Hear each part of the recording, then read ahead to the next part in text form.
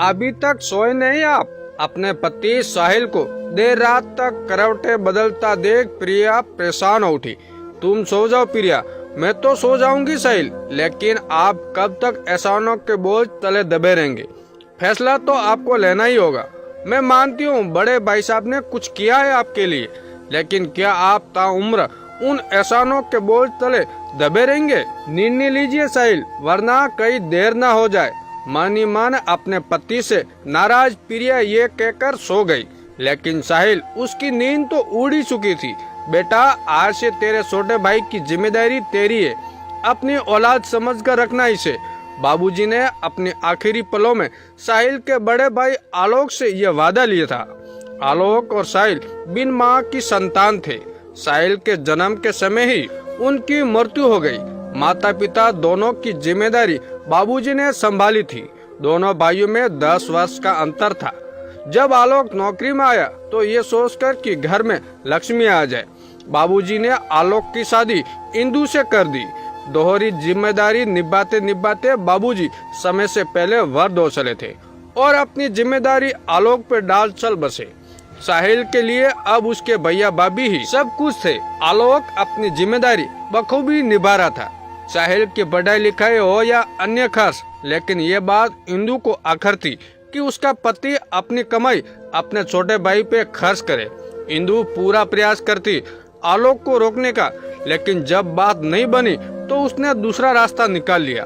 बाहर के कामों तो साहिल की जिम्मेदारी थे ही, अब घर के छोटे मोटे कामों में भी इंदु ने साहिल को लगा दिया। कॉलेज की पढ़ाई और कामों से साहिल परेशान हो उठता, लेकिन भाई के एहसानों से दबा मुंह छिए रहता। जल्दी ही कॉलेज समाप्त कर साहिल की नौकरी भी लग गई। अब तो इंदु की लॉटरी लग गई। साहिल, ये लिस्ट दे रही हूँ, शाम को लौटना तो सारा सामान लेते आना। इंदु हर पहली तारीख को एक लंबी लिस्ट साहिल को पकड़ा देती और साहिल अपनी पगार का एक बड़ा हिस्सा पहले दिन ही खर्च करने को मजबूर हो जाता। सब देख सुनकर भी आलोक अब चुप रहता। आखिर इतने सालों की इंदु की मेहनत रंग लाई और अब आलोक के मन में इंदु ने साहिल के खिलाफ जहर भर दिया। क्या बहू, देवर की शादी नहीं करोगी क्या? अब तो नौकरी भी करता है साहिल। बड़ी बुआ के बार बार टोकने पे मजबूर में इंदु और आलोक ने साहिल की शादी के लिए हामी भर दी। इच्छा तो उन दोनों की नहीं थी, जानते थे सोने का अंडा देने वाली मुर्गी कहीं शादी के बाद हाथ से निकल न जाए।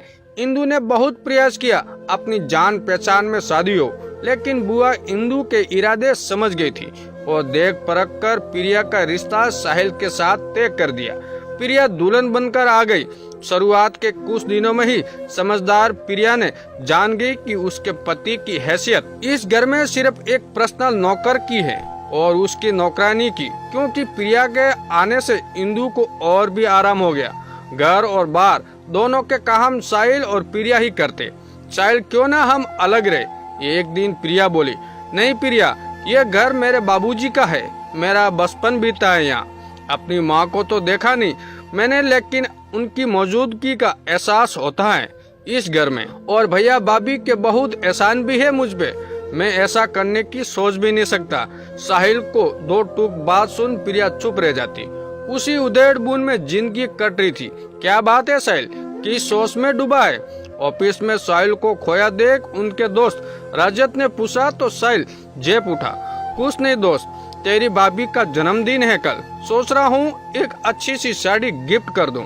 तो इसमें सोचना क्या है, चल आज ऑफिस के बाद चलते हैं, एक अच्छी सी साड़ी ले लेते हैं। शाम को साहिल रजत के साथ बाजार से एक सुंदर सी साड़ी प्रिया के लिए ले आया। शादी के बाद पहला जन्मदिन था प्रिया का और साहिल इसे यादगार बनाना चाहता था। ये क्या है देवर जी? साड़ी की थैली में देख इंदु ने पूछताछ शुरू कर दी और जैसे ही साहिल ने बताया कि ये प्रिया के जन्मदिन का तोहफा है, इंदु भड़क उठी। इतने पैसे बेकार कर दिए जन्मदिन के नाम पे? अरे ऐसा क्या शौक चला है जन्मदिन का? मेरे घर में ऐसे फालतू के खर्चे नहीं चलेंगे। पत्नी के आते ही फालतू के खर्च शुरू कर दिए। भाभी, आप भूल रही हैं, ये घर बाबूजी का है। पति का अपमान देख आज प्रिया खुद को रोक ना पाई। प्रिया का इतना बोलना था कि इंदु अपना आपा खो बैठी और दोनों पति पत्नी को खूब खरी खोटी सुना दी। आलोक वही खड़ा चुपचाप सुनता रहा। साहिल के इशारों पे प्रिया आगे कुछ नहीं बोल पाई, लेकिन साहिल उसका मन अब टूट चुका था। अपने भाई भाभी के व्यवहार और उनके एहसानों के बोझ ढोते ढोते सोचते सोचते रात निकल गई। नहीं किरण के साथ साहिल ने एक फैसला भी कर लिया। भैया, बाबूजी के जाने के बाद आपने बहुत कुछ किया है मेरे लिए, लेकिन अब आपका भी परिवार है। मैंने घर देख लिया, आज शाम ही प्रिया और मैं वहाँ शिफ्ट हो जाएंगे। ठीक है साहिल, जब तुमने सोच लिया है तो तुम्हें रोकूंगा नहीं, लेकिन इस घर पे तुम्हारा हक नहीं होगा। सोच लेना, तुम पे आज तक मैंने जो खर्च किया है उसके लिए बदले तुम्हारा हिस्सा मेरा हुआ। अपने पिता तुल्य भाई के मुंह से ऐसी बातें सुन साहिल दंग रह गया। ठीक है भैया, अगर ऐसी बात है तो ये घर आपका हुआ। मेरे साथ तो माँ बाबूजी का आशीर्वाद है। फिर ये क्या, मैं किसी भी घर में रह लूंगा, लेकिन 2 पल को सोचना भैया, आप क्या जवाब दोगे माँ बाबूजी को। एक और बात भैया, आज से मुक्त हुआ आपके एहसानों के कर्ज से। अब मेरे सर पर आपका कोई एहसान बकाया नहीं है। अपने भाई को पहली बार जवाब दे भरे गले से साहिल और प्रिया माँ बाबूजी की तस्वीर, उनको नाम मिटने वाली यादें और उनका आशीर्वाद ले निकल पड़े अपनी नई दुनिया बसाने। और वही इंदु और आलोक थके से खड़े देखते रह गए। दोस्तों, ये कहानी आपको कैसी लगी कमेंट करके जरूर बताएं, और चैनल पे नए हो तो चैनल को सब्सक्राइब जरूर कीजिए।